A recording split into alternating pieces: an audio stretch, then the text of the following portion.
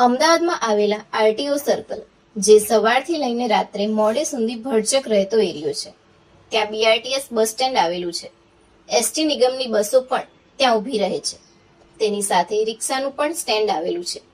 આ બધા સ્ટેન્ડોના કારણે એએમટીએસ બસના મુસાફરોને ખૂબ જ બસ પકડવા માટે મુશ્કેલી પડી રહી છે.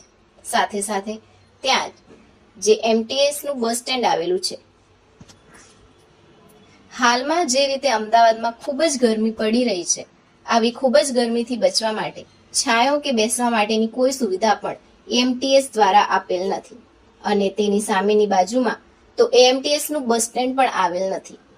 તે બાજુ તો રામ ભરોસે ઊભું રહેવું પડે છે. એએમટીએસ બસ ઊભી રહે તો જ પેસેન્જરોને બેસવા મળે, નહીતર ત્યાં ને ત્યાં જ ઊભું રહેવું પડે છે.